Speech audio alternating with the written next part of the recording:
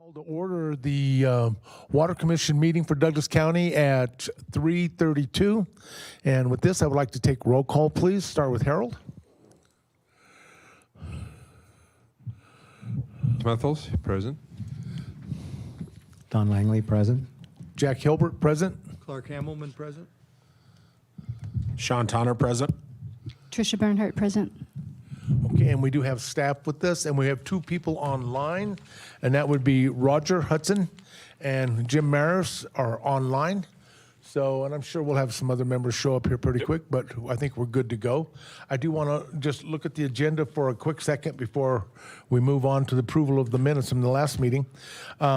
On the agenda, you will note that we do have the Sonoran Institute supposed to come in today, and they're gracious enough to give us, and they are here, a presentation. And we have another update from the Doug County's water plan. But I would like to make one thing clear. We all got the email of the water update plan from Forrester, and so it was really great. I actually went through and read it. Not that I understood it, but I read it. And the thing I'm really just pleased about was that last week when we met, or last month, we said, as soon as you get it, we would like to get a copy ASAP, please. And that's what he did. So they gave it to us the minute they got where they felt it was far enough along. They shared it with us. So we're not going to go into detail on that document because obviously in couple hours, we haven't had really a good opportunity to digest it totally. But I think next month we'll start picking up this document and some other updates that will be made and some additions and updates. So and we'll see from there. And then we'll begin the process now also of discussing some of the public forums that will be occurring. So these are things coming in the near future to a meeting for us. So with that, and Jim Eklund is here. How are you, sir? All right. Evan Eva is online. And Evan Eva is online also. So it looks like we have three online, and we have, and here comes James, and then Mickey won't be here today. He had a conflict. So at any rate, with that, I would like to move on to the minutes and see if anybody has any changes, updates, corrections you would like to make. If so, please tell us. If not, I will entertain a motion. I'll move it. Second. We have a motion to approve and a second by Sean Tonner. Motion to approve was by Harold. All those in favor, please say aye. Aye. Opposed, nay. Aye. Did I hear a nay? Oh, it's an aye. A delayed aye. And then I got to remember we have people online. And any abstentions? Okay, seeing none, I think we'll move on to the first items on our agenda, which is we had two things that the commissioners wanted us to consider. We have this Driscoll subdivision and the Flintwood Road subdivision. So, one moment, Harold. Just one question on the minutes. Did we get any feedback from the commissioners on this thing of getting permits moved through the state? Did they have an opportunity to look at that? Is there any follow-up with that? That was in the minutes. I know it's something we discussed. It's a critical issue. This is Katie for staff. Staff did engage with the county manager's office, and it is on our Board of County Commissioners radar in terms of this next session and to monitor what comes from the last session with the bill that's already been passed. And they want to continue to remain engaged just in the conversation and monitor what next steps may come from what's already happened. So no proactive action at this point, but they're taking a monitor the legislative session position. Thank you, and thank you for the follow-up. But this is a critical issue for our state. Okay, thank you very much. Any other questions? Okay, moving on to the Driscoll subdivision in Flintwood. Anybody have any comments or things they would like to make about either one? Seeing none, we will leave it as no comments will be delivered to the commissioner's office. I didn't have any when I read them, so anyhow, discussion and any other discussion or action items on those? Nope. Moving on now, let's move to the Growing Water Smart presentation by Sonoran Institute. And please give us your name, and if you would introduce yourself and everything, that would be great when you get up there. Thank you.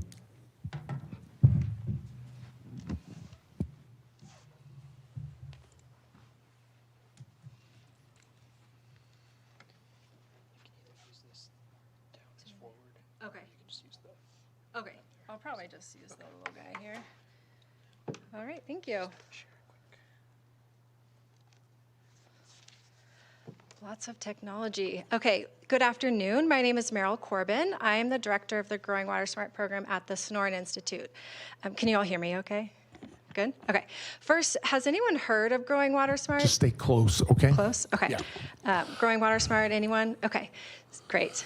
Great. So some familiar folks in the crowd. So thank you for having me today. So my name is Meryl Corbin, and I'm the director of the Growing Water Smart program at the Sonoran Institute. The Sonoran Institute is a binational nonprofit organization whose mission is to connect people with the natural resources that nourish and sustain them.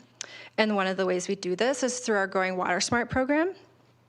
Growing Water Smart is a training and assistance program that helps cities, towns, and counties connect or link their land use and water planning to create more resilient communities and regions.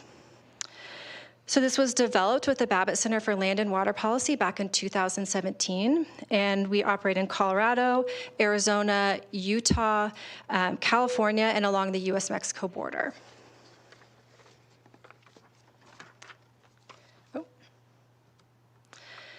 So Growing Water Smart can mean many things to the communities that we work with. At its core, it means to reduce demand by making new development as efficient as possible, while also retrofitting existing buildings.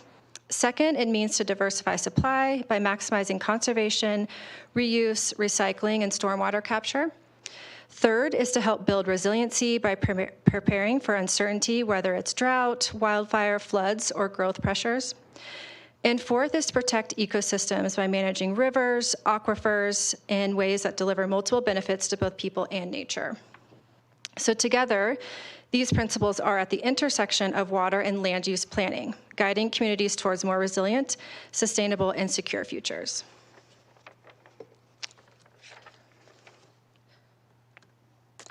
So as the Douglas County Water Commission leads the development of the 2050 Water Plan, there's an opportunity to ensure that the future land use patterns and future water demands are aligned. So the Douglas County 2040 Comprehensive Master Plan reflects where and how Douglas County wants to grow, while the Water Plan will define what it will take in future water supply to meet those planned goals. So by integrating land use planning into the water plan process, it can give the Commission clearer forecasts of future demand, show where growth is most viable, and guide long-term infrastructure and investment decisions. So in turn, the water plan can inform the comprehensive plan as well by helping to modernize zoning, development standards, and codes so that the county's long-term water strategy is reflected in everyday land use decisions. And by integrating these two planning efforts, Douglas County can work towards a resilient water future. So with Growing Water Smart, we've developed 5 strategies for communities to consider, each supported by specific tools and policies.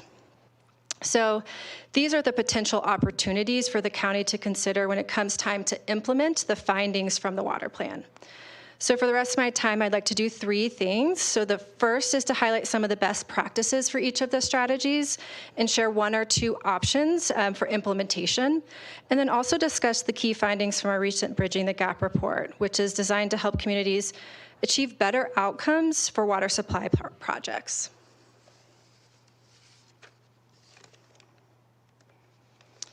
Okay, so the first strategy is water smart planning. So long-range plans are where communities articulate their vision for the future and set the roadmap for how to get there. They also serve as a foundation for policies that shape development patterns. The county has the opportunity to link water and comprehensive plans to better align water availability with location and intensity of growth. So Douglas County is already doing many of the best practices that we've outlined, but the 2050 Water Plan will collect and evaluate water supply plans from all providers in the county. And this information will help the county do 2 things. It can identify where water is reliable versus constrained, and also understand long-term supply and infrastructure needs. So there are several options to integrate or link water and land use planning. These are from communities that have gone through Growing Water Smart and how they chose at the county level to link water and land use. So the first was one option is to add an appendix to the comprehensive plan that describes each water provider's service area, water sources, and available supply. Another option is to align zoning with water provider service areas to encourage growth where supply and infrastructure exist or are planned. And another is to create a supplementary report that documents the current state of supply, demand usage, service area, conservation plans and targets, and other parameters for water districts and providers in the county. This supplementary resource also identified which metrics they would be using for tracking conservation targets over time. So the outcome is the water plan is to use the water plan to guide where growth and how growth occurs while creating a coordinated, efficient growth patterns.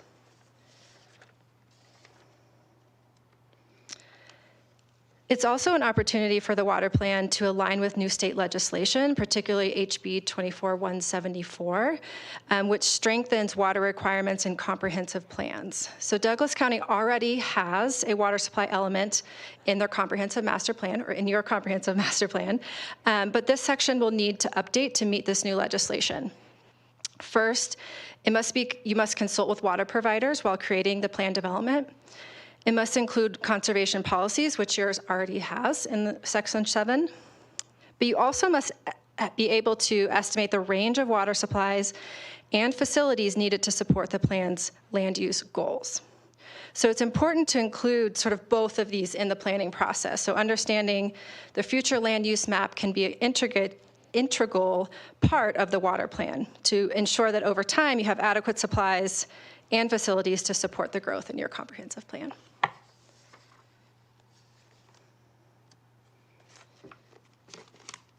Okay, so strategy 2 is ensuring water supply for development. So assured water supply policies in Colorado are established by state statute, and our guidebook outlines the best practices for these policies. So very broadly, it essentially states that local governments can demonstrate that adequate water supply is available for development, but how this applied varies. The requirements consider the source of water, its quantity, whether it's renewable or non-renewable, and the type of water rights involved. Now, Douglas County actually already has an adequate water supply zoning overlay policy, which is actually highlighted in our guidebook as a best practice, but there's an opportunity to strengthen this existing policy. Some counties in Colorado have gone beyond the 100-year adequate water supply standard and extended that to 300 years. Additionally, state statute allows governments to request reasonable conservation and water demand management measures as a part of the adequate water supply development approval process. So by building on the adequate water supply zoning overlay and using the full authority to provide the state statute, Douglas County can further align land use and water planning to ensure a more resilient water future. Sorry, I didn't advance the slide in time. Okay, strategy 3 is land use policy and processes. So retrofitting existing development is expensive. To avoid this cycle, local governments can make new development water smart from the start. The most effective approaches are compact development form, outdoor water efficiency, and indoor water efficiency. So focusing on these strategies up front saves resources, protects water supply, and guides sustainable growth. So zoning and dimensional standards are powerful tools for managing long-term water demand. Buffers, setbacks, medians, lot sizes, and landscaping requirements directly shape the amount of irrigated land. So essentially, you get what you ask for in your code. And we know that compact development reduces landscape areas and outdoor irrigation needs. So I want to point out also that SB 24005 prohibits non-functional turf in commercial, industrial, and institutional landscapes. So therefore, further reducing outdoor water use over time and should be integrated into your future water demand calculations. So some opportunities are to strengthen site improvement plans by including soil amendments, mulching, and efficient irrigation, Indoor options are to adopt the Colorado WaterSense plumbing standards for all new developments, therefore integrating indoor and outdoor water efficiency into your development process. These code-based strategies could allow Douglas County to shape growth patterns that are more water efficient and aligned with long-term goals outlined in the 2050 Water Plan. So strategy 4 is healthy and resilient watersheds. So across the West, climate change is showing up in our watersheds through wildfire, drought, flooding, aridification, just to name a few. The state of Colorado provides standards and requirements for the water quality protection and watershed restorations, but the way we manage rivers and watersheds is changing. So we are looking for projects that are multi-benefit projects, like those that give rivers more space to move and restore floodplain functions, while also gaining traction. Those are gaining traction, but also helping to infiltrate water, reduce downstream flooding, and allow rivers to heal naturally. I'm not keeping up with these slides. So some options to consider. Protecting rivers, streams, and reservoirs is critical to improving watershed health and resilience, although it's probably not directly included in your water plan, but there are complementary land use policies that are aimed at improving water quality and quantity. So some opportunities include adopting stream buffer and setback standards, strengthening riparian vegetation protection, and updating stormwater and site design standards to incorporate low-impact development practices. And one example I wanted to point out was we helped the city and county of Alamosa to align their low-impact development and green infrastructure standards to better capture stormwater runoff and protect critical resources.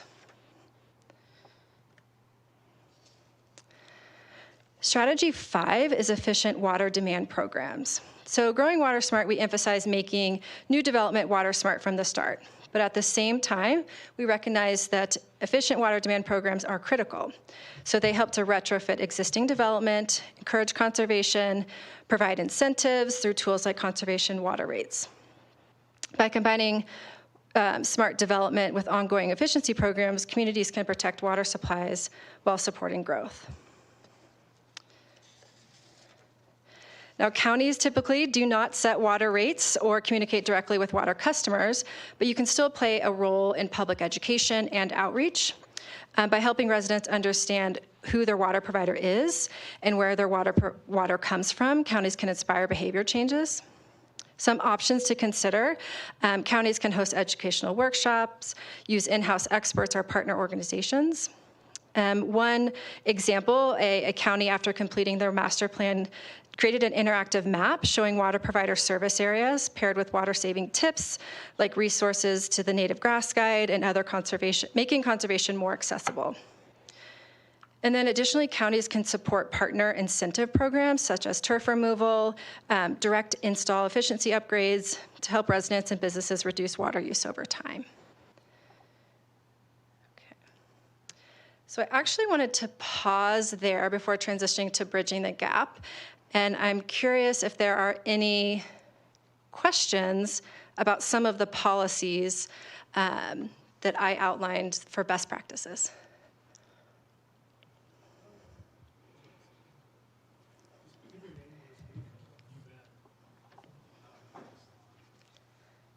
Now it is. Yes. This is James Eklund. Hi. Thank you for the presentation. I was wondering if the Sonoran Institute has looked at the town of Castle Rock's 0.67 rate structure for tap fees. We haven't looked at that specifically. We do include their landscape ordinances, so the no turf in the front yard, and then they set a percentage for developers in the backyard.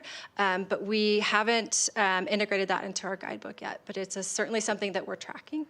Excellent. Yeah. Well, one of the reasons that it's a pretty innovative thing that's going on in Colorado that nobody else is doing and probably should be adopted in more places. More broadly.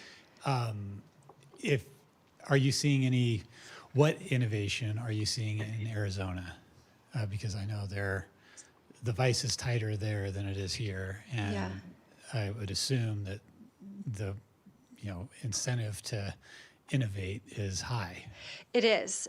We're seeing communities that are eager to do water conservation and efficiency, but are challenged by the limitations, the regulatory limitations that they have. So there's often this need or desire to implement water conservation and efficiency, but there's not always that framework to do it, either at the county or the city level. So they have to be pretty scrappy, but I think that they're doing innovative things like using taking out street buffers and replacing those, and really trying to calculate that water reduction.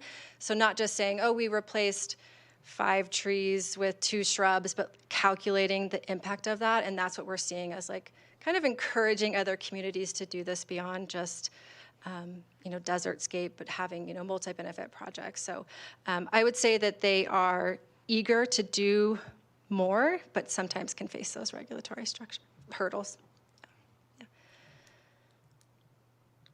Mr. Chairman, this is Evan Ela.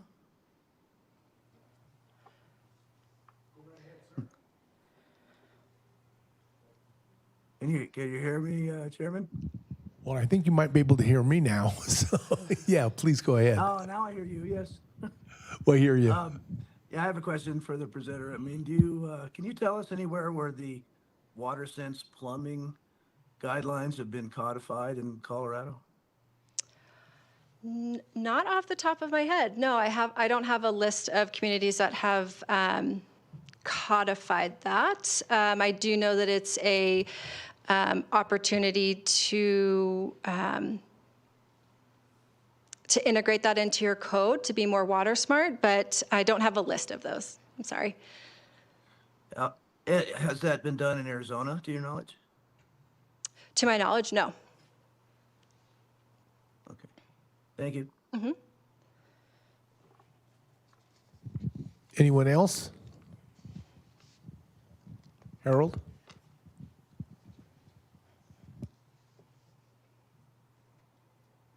Chairman, the interesting presentation is, as you may know, at Sterling Ranch, we started this about 10 years ago, all those including rainwater harvesting. We're the test site for rainwater harvesting. We're coming live into Water Court this year. Is Sonora Institute ready to stand behind those of us that are pioneering this to help the state? I'm sorry, I didn't quite catch the question. Could you Is repeat Sonora that? Institute ready? Those of us that are trying to pioneer rainwater harvesting because it works, are you ready to stand behind those of us who are doing it and be involved in that? Yeah, absolutely. How could Okay. we help? Well, we're going to be in Water Court for the next 10 or 15 years, proving it. We're implementing it now, and the studies and scientific, having an independent group also come in like Sonoran would be very helpful. Yeah, I would be happy to talk more and learn more about that and see how we can support it. It's a part of our, if in the guidebook, there's much more to this, and that, I didn't touch on all of that, but rainwater harvesting and those types of approaches are integrated and an important part of, all the options and tools that can be a part of linking water and land use planning. So we're definitely supportive of that effort. We went through all of the very steps that you had. We've implemented all of them in our community. But once you get there, the only major change you can make from there is rainwater harvesting. And it's illegal in this state. And so I think the more attention that can be brought to it, I mean, it's a huge water supply that basically goes to transfer evaporation. And properly done could be a game changer. So to the extent that Sonoran wants to get involved in that, I think everybody's looking for friends as we go through that process. Yeah. Well, I think through this presentation, you have my contact information. Can you? Okay. Yeah. So I'd be happy to chat and learn more, see how we can support. Yeah. I do have one question. Yeah. So I know one of the things you talked about is healthy and resilient watersheds there. One of the issues we run into, well, I'll just pick Douglas County out, is that we have state forests, we have forest lands that are not county controlled or managed. But whenever we had our fire, as an example, we lost, the watershed became a mudshed. And so do you guys have any experience dealing with the feds and the forestry department on them going back and getting that stuff reclaimed with reclamation so that we don't end up happening to us with JP Reservoir and these other places got filled up with sludge and mud? We do not directly have experience with that, but it is something that we've had CWCB and their Wildfire Ready Action Plan group present at Growing Water Smart to how you can integrate land use and kind of to protect infrastructure in the case of wildfires, but also how you recover and respond from them and protect your water supply reservoirs and making sure that things like that are mitigated the best that they can. So I would encourage you to reach out to those. I'm not sure, do you have a Wildfire Ready Action Plan for? Yeah, they do. We do Okay. now. Okay. So, yeah. Yeah. We generally, Growing Water Smart is focused on the local government and then their water provider. So the action plans are focused primarily on those two entities implementing the policies. So it's hard to expand it to everyone that kind of overlaps and plans around water and watershed health. So I think it's something that is important, but we don't address it directly in our workshops. Great. Thank you.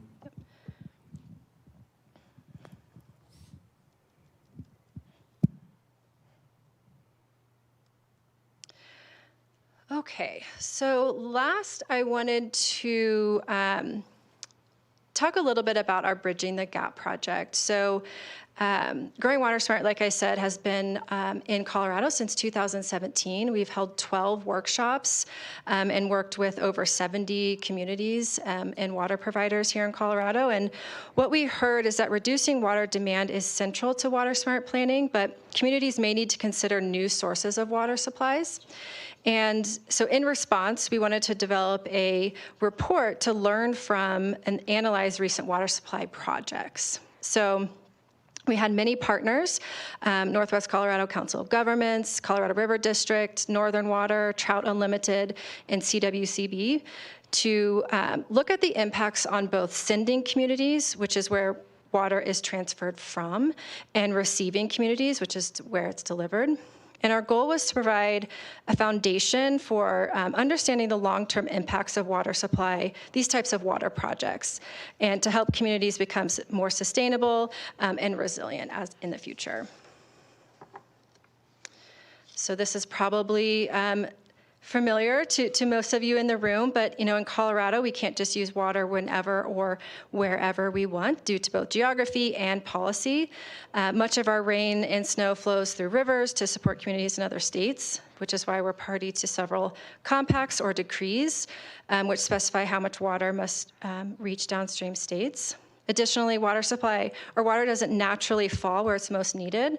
About 80% falls west of the Continental Divide, while 90% of our population is to the east. And these realities create real constraints and about how and where we can plan for water. We do have options for how to respond to this and really, therefore, how scarce our water will become. While external factors like climate change and population growth are somewhat beyond our control, the policy, regulatory, and technological choices we make can shape our future.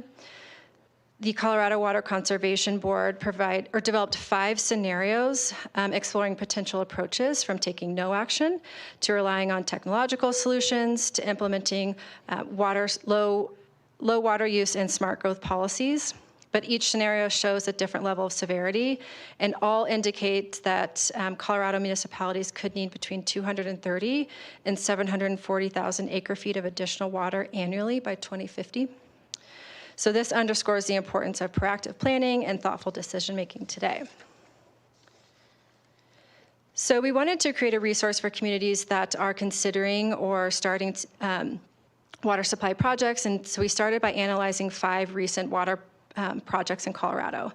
So these were chosen because they each involve, to varying degrees and at varying points in the history of their projects, the transfer of water from one river basin to another, or from one part of a river basin to another, and from agricultural to urban uses.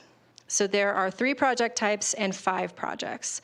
So Windy Gap Firming Project in the Moffett Tunnel Collection System and Gross Reservoir Expansion. These are Trans Mountain Diversion projects. the Bessemer Ditch and the Thornton Northern Properties Stewardship Project are agricultural to municipal transfers, and the Southern Delivery System project provides the reuse of water already historically transferred from agricultural to municipal uses and across the Continental Divide via Trans Mountain Diversion. So I'm not going to get into the ins and outs of what we learned from each of these projects, but I wanted to highlight some key findings. So the first is planning and community engagement. So education and awareness are critical to show what water transfers are, that water transfers are just one part of a broader water supply strategy, and that engaging communities early helps shape projects and ensure long-term planning for both sending and receiving communities. The second is permitting and negotiated agreements. So while there's disagreement about whether permitting really mitigates impacts, the negotiated agreements often build goodwill and lasting relationships. Yet, it was noted by our participants that disparities in resources can limit some parties' ability to fully participate in this process. The third finding was stakeholder involvement. So trust building is essential. And then when stakeholders submit coordinated and joint comments, outcomes improve significantly. And the final was project mitigation. So adaptive management helps address changing future conditions, and projects also improved, and some projects also improved environmental conditions by mitigating historic impacts. So together, these findings emphasize the importance of early engagement, fair processes, strong relationships, and adaptive strategies in making water transfer projects more equitable and sustainable. So I want to leave you with a few thoughts as you're working on the Douglas Water Plan. Obviously, we know that water is scarce in the West, and solving these challenges requires all of us, local governments, businesses, and community members. At the local level, governments and utilities are already planning for long-term water needs, from allocation policies to incentives that remove turf and limit outdoor water use. But businesses and households alike can save water by upgrading fixtures, rethinking about landscaping, or exploring reuse. And then finally, partnerships really do matter. By working together across sectors, we can reduce risks, but also build more water-secure future Colorado. And that, I'll pause there. Any thoughts or questions on the Bridging the Gap report? Any more questions? Thoughts? Is a lot of this information available up on your website? Yeah. Okay, Yep. good. Yep. Because that's one of the things I wanted to get access to. Okay, great. Yep. So our Colorado guidebook is available on our website, as well as the Bridging the Gap report, which goes into much more detail about the history and the impact of water transfer projects those 5 projects that we just focused on. So, Great. yeah. Great. Well, thank you so very much. Thank you. Wait a minute, Sean, question? Sean Tonner. So, in your opinion, when's the Colorado River Compact negotiation going to get settled? Oh boy, I think we're gonna need a beer to talk through that one. Yeah, we're keeping track of that very closely, but we are not taking a part of those conversations. What are your thoughts? Leave it the same or give more to Colorado. So, there you go. It is, yeah. I think that's it is always an interesting conversation when we do these workshops in Arizona. Coming from Colorado, I have to kind of, really think through the challenges that we face versus the realities in the Lower Basin. Sean Tonner again. Seriously, I think one option, again, going back to some of the things we've done in Colorado, that at the time were at the forefront. Now I think it's been adopted in almost every state on the Colorado River Compact, which is water banking. And I think having river-wide water banking with a market where you could have farmers in Colorado allow for whatever period of time a community in Arizona or Utah, and that way the water stays, under decree with the farmer, but it can be moved across state lines. On a water banking scenario on the Colorado, I think that's one way to bring oxygen to the system. Yeah. Outside of that, I don't know. It's going to be tough. Yeah. And I'm sorry, what's your background? Where are you, how are you in the mix here at the Water Commission? Political and Okay. development, a little Yeah. bit of everything. Yeah, So, a little bit of everything? I own a ranch. Oh, okay. I own water rights. Yeah. So, yeah. Yeah, great. Okay, thanks.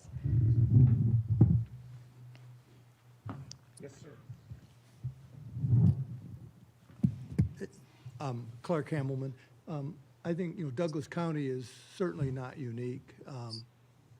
You mentioned, I think, most counties have water providers, and then counties that are not water providers, and yet we are sitting here at a county table trying to figure out the long-term water plan. Based on your experience, what's the best way for the interaction between the individual water providers and the county to achieve best practices? Yeah, I think certainly having the water plan is going to be a big part of that exercise and working with the local providers and private well owners. And I think what we've seen is the county can serve as sort of the convener and setting these big picture long-term goals and vision for water use within the county.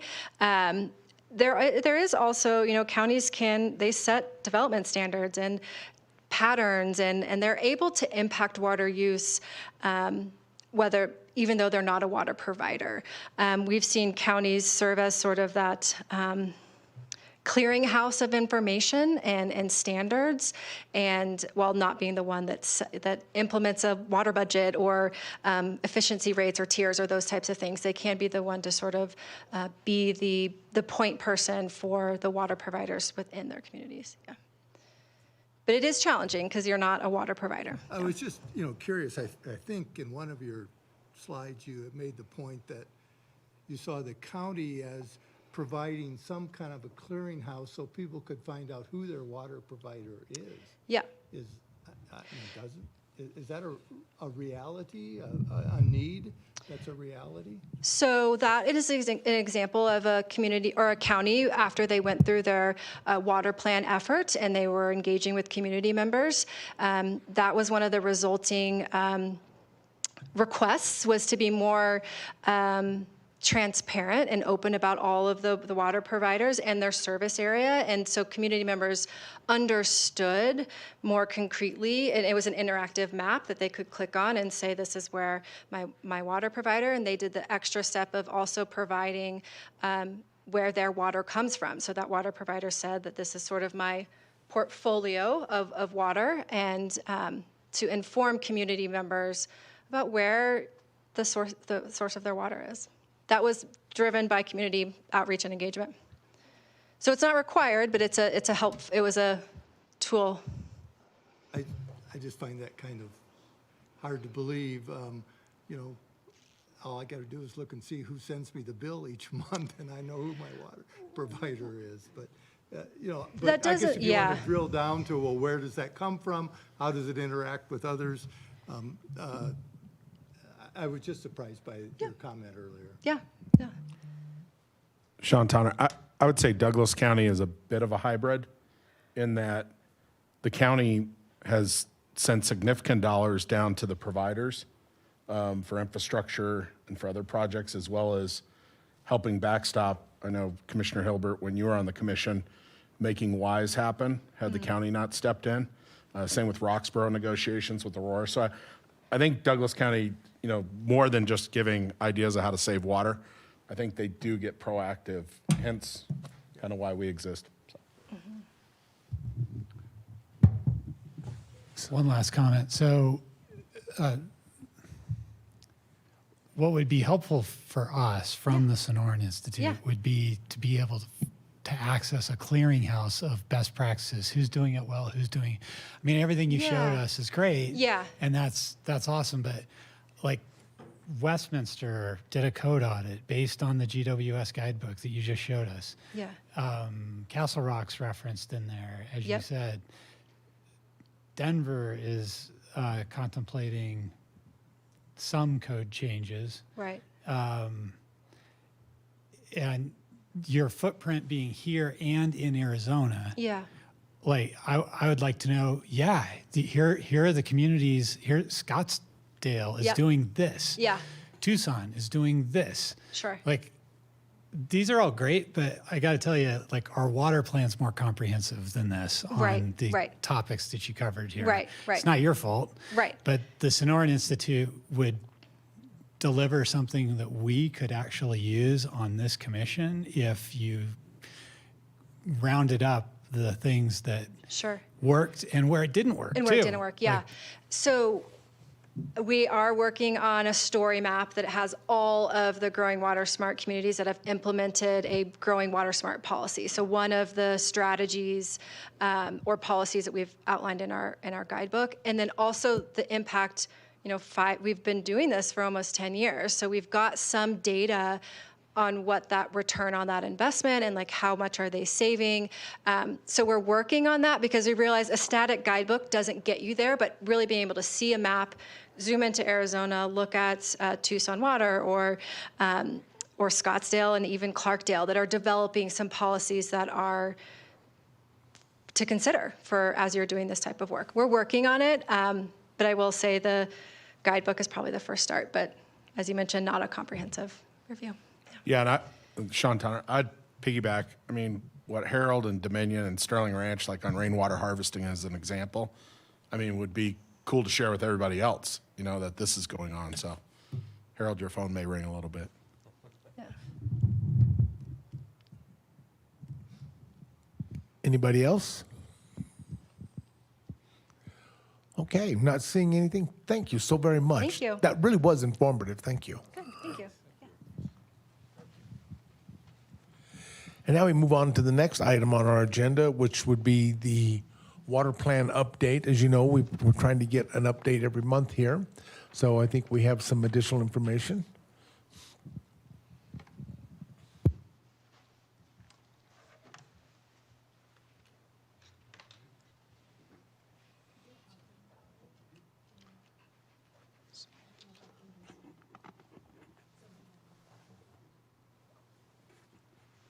So is it on? Can you guys hear me? Okay, good.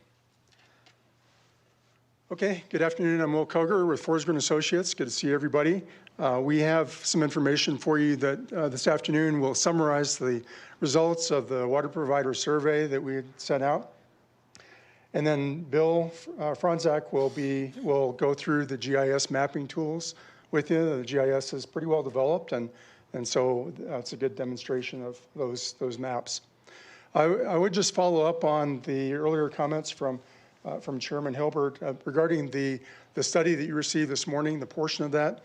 What we're going to do, we'll roll that into the working draft that we get to you in January, and that's really when we're going to be looking for review comments. And right now, it's just a matter of getting it to you sooner so you can start wrapping your head around it. No, sir, not at this point.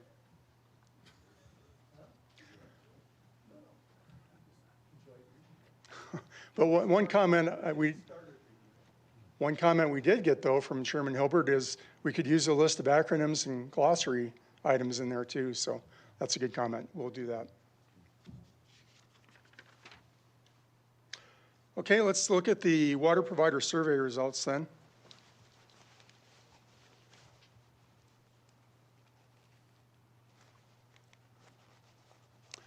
And there are 31 water providers in Douglas County.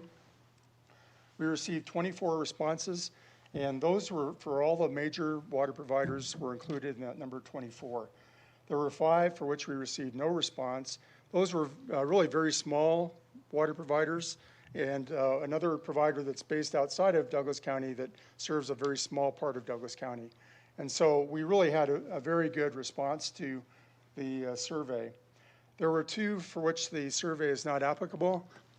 One of them has no developable land in their service area within Douglas County, and the other one is incorporated into a larger district that included their information as part of their response to the survey. So we really had very good participation across the board. And I would say that with all of these questions, there were some that where folks didn't answer all of the questions, and so there's some differences there to sort out. But overall, we're very pleased with the responses we received.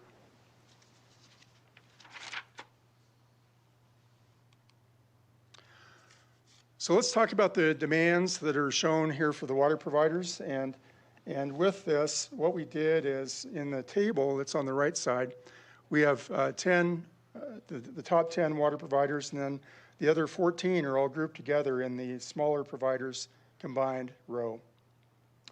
And you see that the current demand is 73,500 acre feet per year roughly, and that's projected to grow to over 99,000 acre feet per year by 2050. And so for over the next 25 years, that's a 35% increase in demands.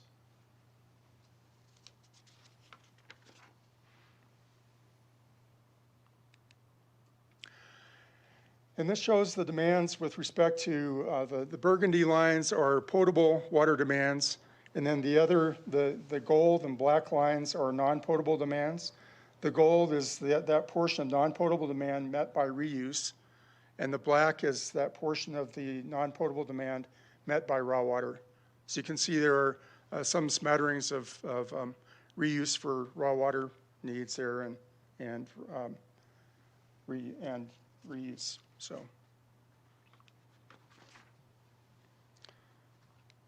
Okay, and then this shows our use categories. The different customer types are shown here. And you can see that the residential single-family units, those are by far the largest portion of the use, 61% of demand. And then another 10% for multifamily use, and 16% is commercial industrial, and 13% is for utility and municipal uses.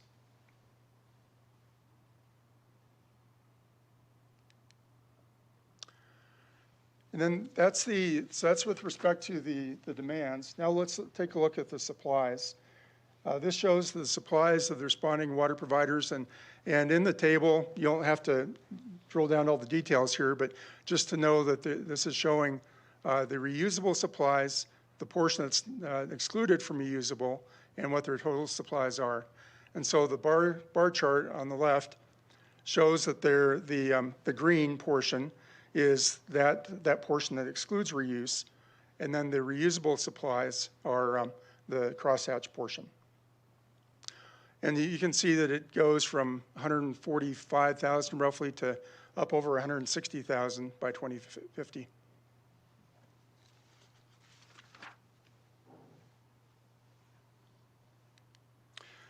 Okay, let's look. Sean Tonner. Yes, sir. Highlands Ranch's numbers are very rounded. They are. Yeah, and with that, there are some differences in how Sean, folks repeat responded. that question. So I'm just looking at Highlands Ranch, their numbers are all very round. Right. I mean, And by the it looks way- like it's probably estimates or. And consistent for 20 years. They don't change. I noticed that, yeah. Yeah. Yeah, there are some differences in how folks responded to the survey.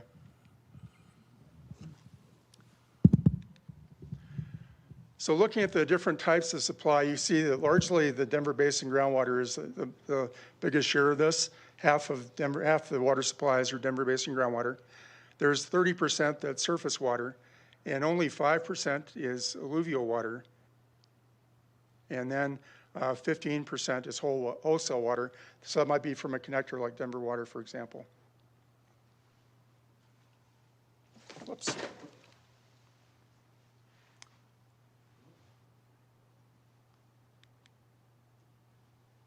think there's one more here.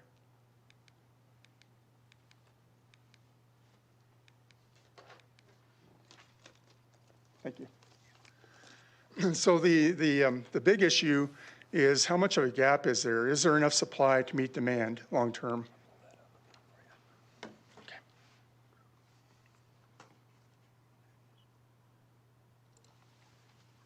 Thank you. So this shows for the water provider in the table there, you can see what their current demand is and their current supplies. And then there's a comment about what future supplies they're evaluating or considering. And you can see that in the bar chart, the demand is shown as burgundy, and that their total supplies for each decadal increment is shown in green. So they're showing that there would be adequate supply to meet demands long-term, and that there are no gaps. There are a few water providers where they don't have a lot of details yet about the supplies they're looking at, but they may be looking at 5 different options or something like that. So we got some feedback like that from the providers.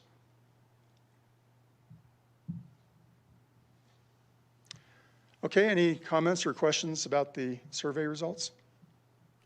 So this table, sorry, James Eklund, this table is just a representative sample. These aren't all the surveys you've received. This table is just for the current demands, and we've also got their projections for going forward. So Castle Pines isn't on there. Castle Pines North is.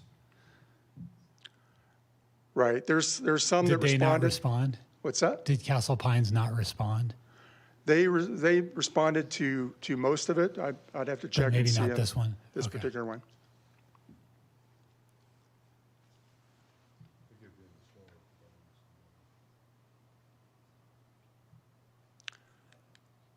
Okay. Well, we'll turn now to the GIS mapping and show you that. So, Bill? Will that information be included in the update in the study or the plan? Yes, sir. Yeah, that's another portion of the Right, it's- overall draft that we'll prepare. Coming. Okay, Yep. great. Thank you. Yeah. Trish? Quick question. I mean, I know it's a contentious point, but for the providers to say that they have enough supply, are we going to be able to see any of the detail about where that supply is coming from? It's one thing to say you have the supply, and it's another thing to get a little information on what are the projects that will be bringing that supply. Will that be included in this report?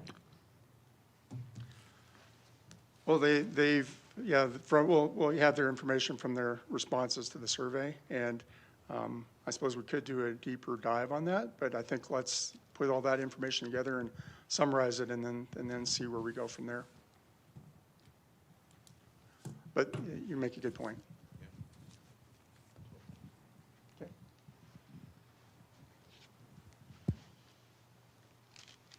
Good afternoon, all. Bill Franzak with Ellery Water. Pleasure to see everybody again. Today, I'm just going to kind of walk through. You guys got the report this morning, so I'm not going to bother with that right now. You guys can read that one and figure out and ask me questions later. What I want to do is walk through kind of the GIS mapping. This is draft, so I'll go through some of the, the basics of going through it. One of the keys that I want to come out of this with is, one, are there some GIS information the board would like to see in this document or in this website, or is there data they don't want to see, that's clutter, lack of a better word. So what we're trying to do here is provide a visual representation of the data that's in the actual report itself. Walk through the number of wells, there's a map that I'll show you all the wells, where the water's been adjudicated either vis-a-vis decree or pre-213, by aquifer, surface water provider boundaries, links to other information as you go through things, to well permits, whatever it might be. And obviously the Petra data that we went through, and the analysis of the geophysical logs is in here as well. Another point of this mapping is to allow folks to go in and actually play with the data and look at what they're at, where they're at, to maybe even answer questions like, I'm in XYZ subdivision, I want to look at this well, instead of digging through the state engineer's website, which can be a pain. They can go where their lot is, click on the well, and it pulls up all the information from the state engineer's website. Quick question. Is this operational now? It is. I'm going to get to that. I'm just Okay, kinda you're gonna giving you go a into- okay, background great. A little bit right now. Thank you. So that's what we did with this map, is to give folks that idea to be able to do that, as well as not have to print out 100 different figures and maps in a report. So when you're flipping through, you don't know what you're looking at. So as some basics here, take off my glasses so I can read here.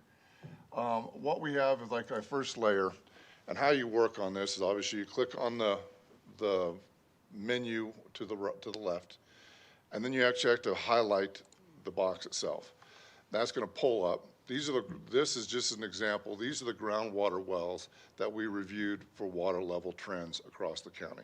They include both USGS, which are the dots that have the wells that have the dots in the middle of them, and they're also color-coded vis-a-vis what aquifer they are, whether it's the Dawson, Denver, Fox Hills, whatever it might be.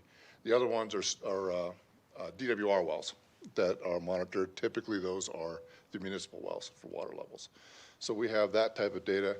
You can get into it. Again, let me look at my hair.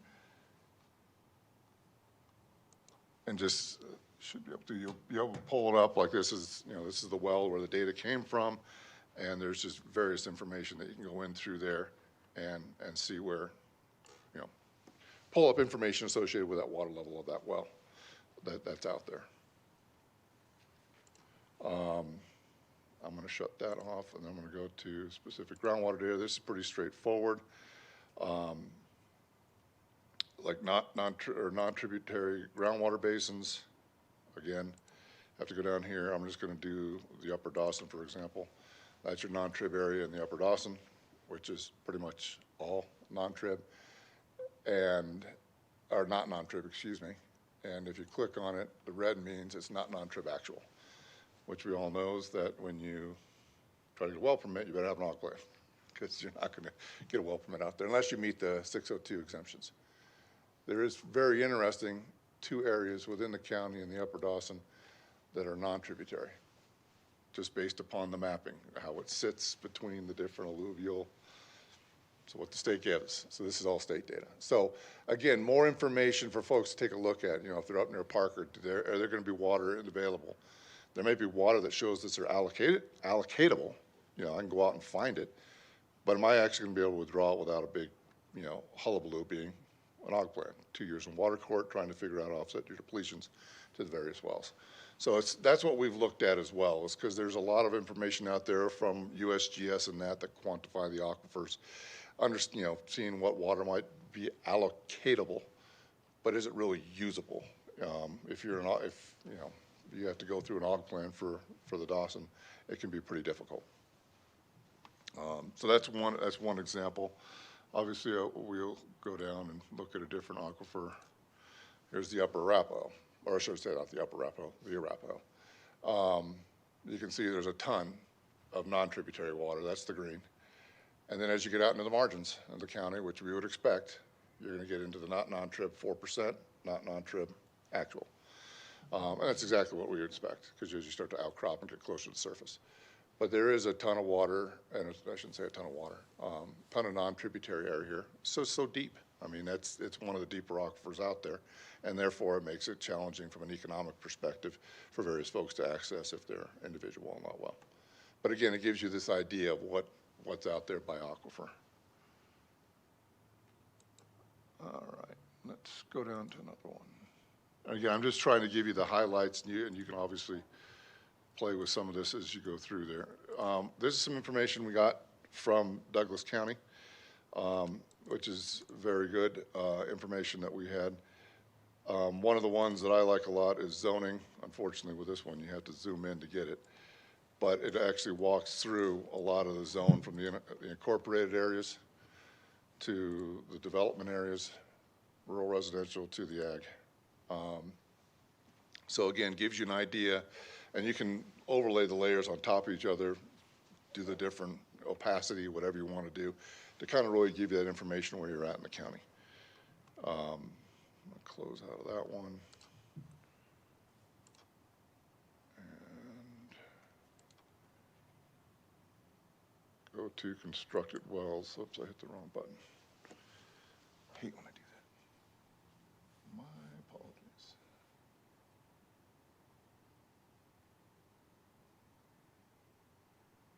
How did I do that? Sorry, I apologize for my.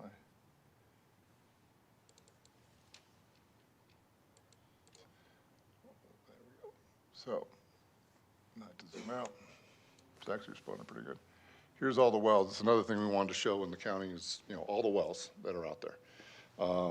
As we can see, when we go through this, you can see where your individual on-lot wells are. pretty obvious, where there's the well clusters. Those are all subdivisions with individual on-lot wells. And then the open areas are more where the water providers are that have the larger use wells throughout. There are some, yes, sir. Yeah. Let's say I'm looking at buying an existing property. It's in Keene Ranch, it's on 20 acres, it has its own well. What can I learn about buying that property from this data source? Perfect. I was actually beat me to the punch, so I'm gonna actually do that. You want me to go down? I was just gonna use a different one as an example, but Yeah, I just toss that out anyway. No, I Yeah, was right like- in there, that's fine. the only reason I was gonna do a different one, because Okay. I practiced with this morning. So here's the information. This is, get my glasses out here. This is Ponderosa Hills, so this is a pretty big subdivision up in the northwest part of the county. So some of the information you can do is, one, you can see, there's all the individual on-lot wells. But let's go down and take a look at, some of the information that we do have for so here's a cross-section. As we talked about before, we went through and looked at all the geophysical logs throughout the county, over 595 wells, to put together these different geophysical log maps. Why is it not doing it? Cross sections. So let me see if I can zoom in on this. It's probably the best I'm going to get. So what you can do is you can look through, let's go back to the map, close this. You can look through, here's where the subdivision goes through. So we've taken this point, this point, this point, and that point to really take a look at how the cross-section is across that part of the area. So if you zoom in, and this is just an example, you're going through some part of the Ponderosa Ranch subdivision. I can go over and take a look at, it's between these 2 points here. Here are your different aquifers on where water is allocatable. And obviously, the more red, the more water would be allocatable in that aquifer. I always use the word allocatable versus, deliverable, because there's so much complexity in the Denver Basin that you may show a lot of water that's available that could be possibly allocated, but how does it come out of the ground? Depends upon well construction, depends upon a whole bunch of other things that can come into the equation. But this would tell me data that, there's a lot of individual on-lot wells that are probably in the lower Dawson. So I would go back here and go, okay, I want to buy, I'm going to go with this lot here. Gives me a bunch of information. One, here's my well permit.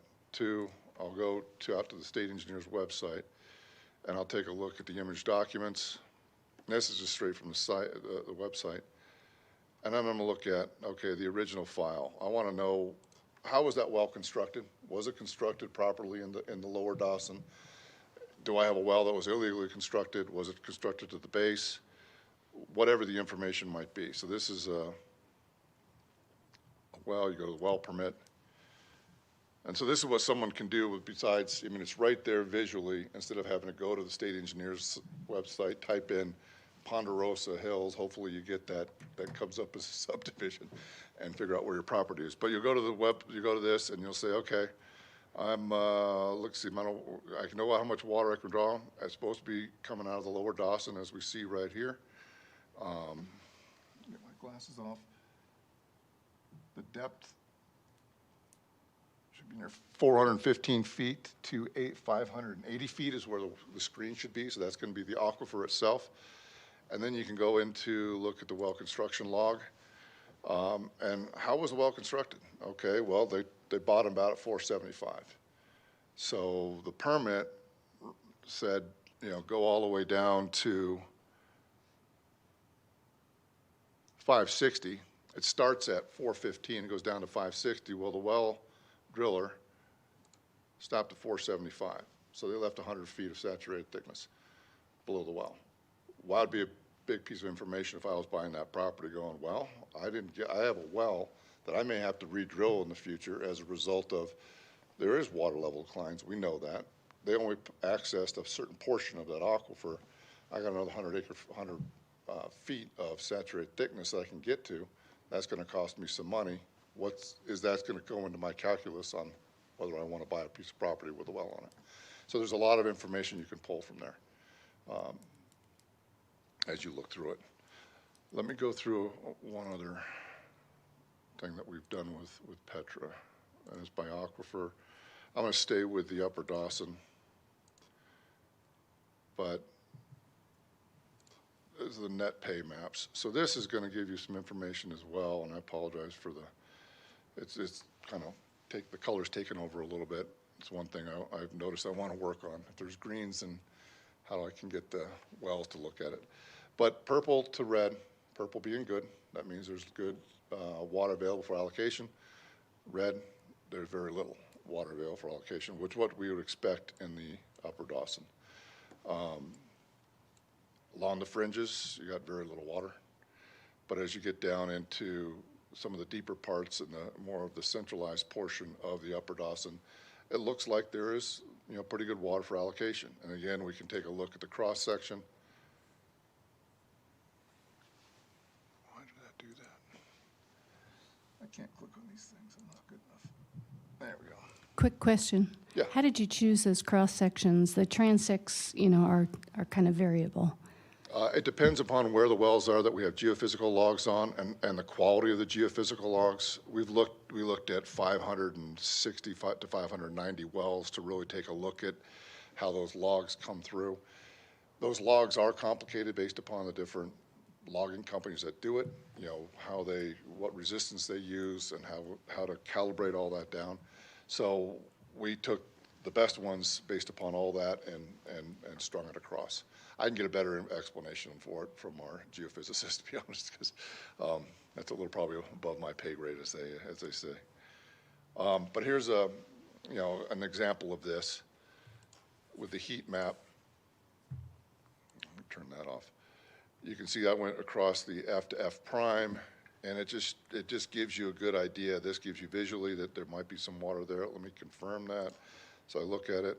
Okay, well, here's in the upper. In the Dawson Aquifer, we're seeing, fairly decent water, as we start heading out to F prime. I mean, it's from an allocatable standpoint, whether it comes out or not. But you can also see in other aquifers, there's really is no saturated or net sands, water available for appropriation. Yes, sir.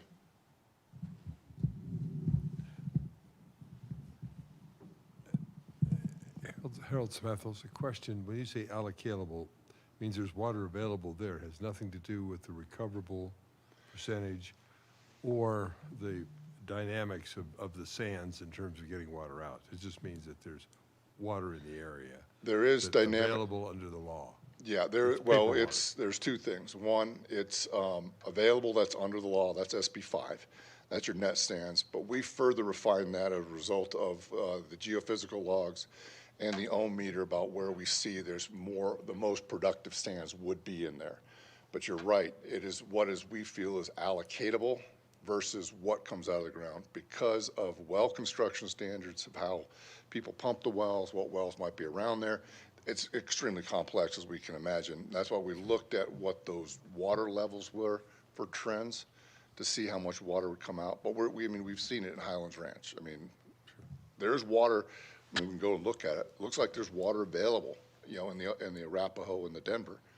But due to pumping over time and how things have happened and well construction and whatever it might be and recoverability of the Denver Basin, we've seen problems with the various wells in the Highlands Ranch area. So this would be to Clark's question about if I'm buying a house out there, this would give me some idea if there's Hey, water Harold, that's allocated. Harold, can you help us, get closer to the mic? I'm sorry. Yeah. To Clark's question of buying a house out there, I want to know the water in the area. So this would show there's potential for allocatable water, Correct. but it's still a crapshoot when you drill your well. Unless there's another well around there that Right you can next look to it. at. That and that see you're not interfering with. Or just a piece of data that you can look at. Like, if you Okay. go out to, for example, I go out down here, I want to buy a piece of property down in, say, this area. Well, there's a well down there that I could take a look at and say, okay, this well was constructed down to 600 feet. Well driller says I'm getting 70 gallon a minute out of there. Well, looks like it's a pretty good place to have a water well. What depth I have to go to. Give people that information too, to obviously go into your calculus of the amount of money you're going to have to spend to do a well. Some of that type of information. It also is assistance to the county. The county can take a look at, down in this area, for example, down here, a developer comes in. I mean, I know that's Green Valley Ranch, so that's why it's pretty much blank out there, but a big developer comes in down there. I want to use the Upper Dawson. Okay, there's water there, but can it actually be allocatable because I got to get an OG plan? Well, maybe not. So it's something that the county then can play with and look at. And what our goal with this was to basically give someone a visual representation of what's going on and a better place to find data that they could go and, kind of do some research instead of hunting and pecking over multiple websites, a place to look through this. Yes, sir. May I have a quick question? Because I tried this morning and I wasn't intuitive enough to figure it out yet, but you've just helped me quite a bit. But how do I identify where in the world I'm at in Douglas County? Other than Perry Park is down there, I can see that. But based on this, is there a way to do an overlay that would give me a road, something? Yep, that's actually one of the things that I noticed too when I was playing around with it today too. I got a lot of good data in there. I want to get in PLSS, I should say, the Public Land Survey System, so you can go by section, township, range. We have that. I don't know why it's not turned on, but we have that in there. But So yes, to make things a little more easy to identify. One of the other things that I'm looking at is as we go. Let me turn off some of this because it's going to get very confusing very quickly.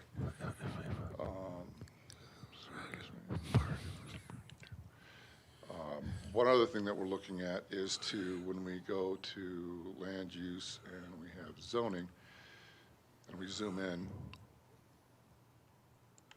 it should allow me to do this. Oh, I see. I didn't click on that. You have to click on all the appropriate boxes to make sure you get it, which is a little, GIS is always fun. But like this is this is going to be a subdivision, rural residential. I'm trying to figure out exactly which one that is. But, I want to put more documents on there or more labels that says, okay, I'm in, this planned development here and it's whatever the name is from the county. We just haven't pulled that in there. Right. So the only reason I point that out is because I just asked Don, he's on the water board in Parker Water. And I look at the number of wells in the town of Parker. Well, I know since 1980, Parker Water's taken over the majority. So a lot of these wells have had to been shut down, basically capped, and the water rights transferred. But would the well in reality then still exist on this map? It shouldn't, and here's the reason why. We've gone through the state engineer's website as a pretty good exercise to get through any wells that have been abandoned, any wells that have been expired, and these should just be active wells that are in there. Okay. To the extent that the state engineer's data is accurate. I mean, Right, sometimes it's gotcha. hard to find.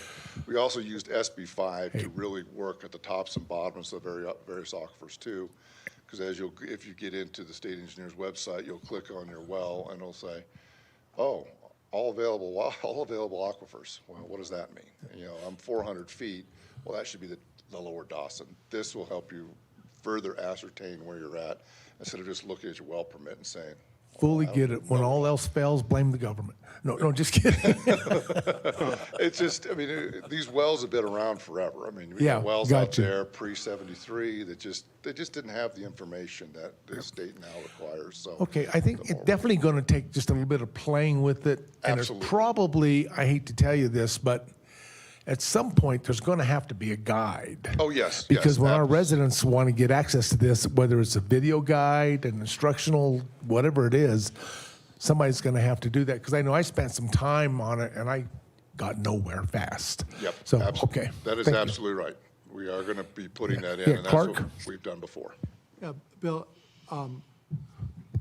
Clark Hamelman, who do you envision as the primary user of this? Is it the policymaker, the planner, the professional, or is it the individual well owner?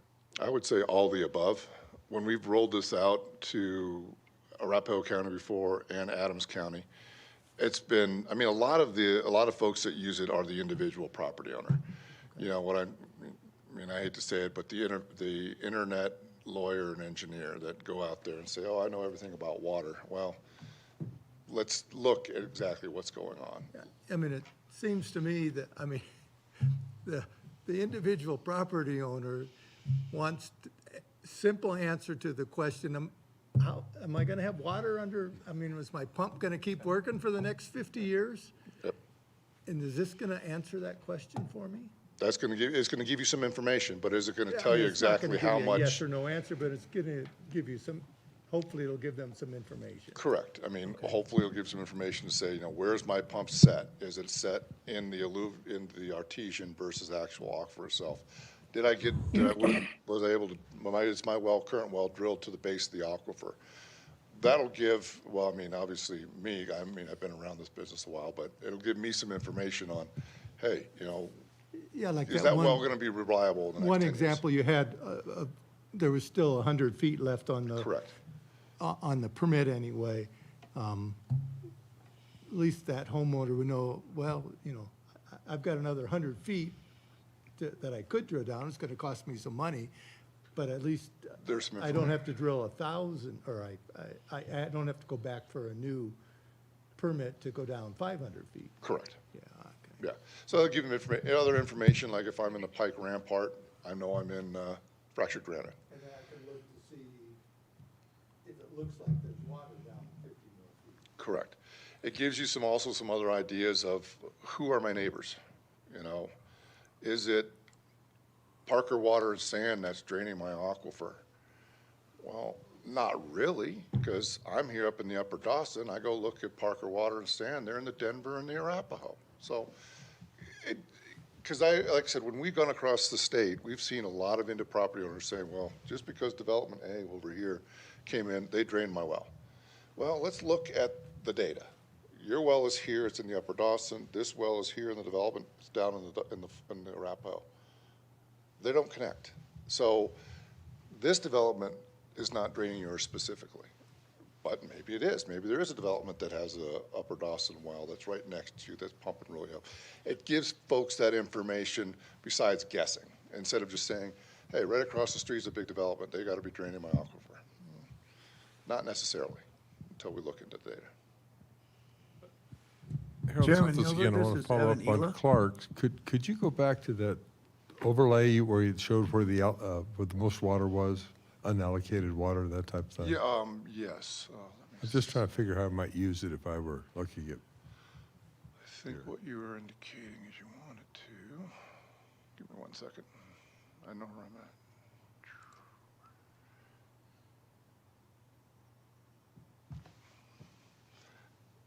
Hold on. And that's one thing, that's one piece of information I definitely would like to have from the commissioners as well, is Yeah. usability, you know, what other information you want to use, you know, how can we clean this up to make it more user-friendly? You know, we are going to have a guide. I mean, the biggest key on the guide here is clicking on that little arrow to the left to open up the menu and making sure the right boxes are checked. That's because it's not intuitive. It's kind of like, well, I want to uncheck it to see it. I don't know, it's If it's I'm a not intuitive. policy maker in the county and I'm looking at well-based use, as I interpret this, it would mean when you start to the far right in the purple, there's a lot of water in that. As I move further west up into the red area, then I guess I'm in margin A, because we don't really know what that is. But if I'm looking then off to the left, that means that's high-risk area to the Correct. west. Yep. He's showing the Upper Dawson. Remember, he's only showing one aquifer formation here. Yep. So he can click it off and show a different formation. Yeah, I can so this is just Upper Dawson. Well, but it tells me if I'm an individual homeowner, this is the Dawson, I'm going west, I could be in jeopardy. And I may have to look at the Arapahoe or a much more expensive well. I guess that's what I'm trying to put in perspective. And so Who's this? here's your Arapahoe. That's Arapahoe. And it looks a little better. It's more greens in this area, but again, this is where the data really is very interesting. Whoops. Okay, so You start seeing some reds right here in this area in the Arapahoe. I'm Denver, excuse me, I apologize. in Denver, the Denver. okay. That's just, what happened geologically, how things got set. Down here, it looks like a pretty good deep area, and this is where we've seen also, that's getting fairly close to Green Valley Ranch. Green Valley Ranch is right in this area, but we've seen some pretty good water down there. It's just all how it's deposited and gives folks some information. Okay, Evan, I think Evan has a question. Yes, thank you, Chairman Hilbert. I have a couple of technical questions for Mr. Franzak. The first one is on your cross sections where you link the top of the Arapahoe, let's say. Is that based on the well driller's determination of the top of the aquifer, or is it based on something else? Is based on the geophysical log and the interpretation of the Yeah, I know, geophysical. but as interpreted by whom? The driller when he submits the log, or by the state? Or whom? By basically Leonard Rice through the Petra software. We take these geophysical logs and run it through this Petra model, which basically calibrates where things are at based upon the different elevations. We've worked that through with the state as well, walked them through this technology. So it's not just someone going out and picking it out, putting it up on a blackboard and picking tops and bottoms. It actually, the program itself actually really takes a look at that, and it's then checked by our geological engineers. Okay, so the Petra software does some analysis to determine those aquifer tops across the whole region. Correct. And it standardizes Okay, the and- logs, because we get different logs, whether you're dealing with one logging company like CoLog may have a different log than Hydro or something along that line. Their logs are slightly different on how they actually calibrate them, whatever. Petra will also standardize that and get them, across the board equal. So you're not actually looking at Yeah. apples and oranges, you're looking at all apples. Okay, so that's interesting to know how that's done. We'll look in your report to see a little more explanation on how that's done. And then my second question is, if I'm as we've talked about, a person who's looking to buy a piece of ground and want to see what the aquifers look like under that piece of ground, or what wells are nearby, if I click on an existing well, you get a set of GIS data. Does that also include a decree, a decree number, if there is a decree on that well? Yes, it will. I'll say, provided that the state engineer has actually linked it to a decree, which they actually are pretty good about that in the well files. Yeah, they are typically. So it will pull up all so I that guess the information. point is you're accessing. Yeah, the point is you're accessing the state's database on all of that. So that should give a full picture. That's correct. Yep, you're absolutely right. And then what we're trying to do is just keep it in one location versus having people to go to the state and there and all over. They can go to one area and really take a look at water levels, what their well permit is, and what the general and specific geologic outlay is of water in that area. Okay, thank you. Just want to remind the commission, we have 5 minutes left. After that, then I just need consensus to continue. So, James? I'll be very brief because I want to get out of here on time. So one of the things that drives me crazy about the CDSS map viewer that the state runs is that it's hard to find the vintage of the data that you're looking at. And so I was just wondering if you had you play with that tool more than I do times by an order of magnitude. So I'm wondering if there's a way to, see if that's going to, if that's something that can be displayed somewhere in the info. And then I had a second question. Oh, if updates, how frequent will that mirror the state's data sets? And are you just pulling from the state API to get the data onto this site, which I got to say is already looking more user-friendly than the map viewer. So And good job. I'm going to improve it a little bit. Answer both your questions. Yes, I'm going to look into doing that date, the date, like where data is. Obviously, the wells will be pretty difficult. We'll just have to go into that. But where we do Petra analysis, from 2025, whatever it might be, aerials, so we can take a look at. That's a very good point. I know we can do that. We got GIS guys that are a lot smarter than I am who can do that. And then absolutely with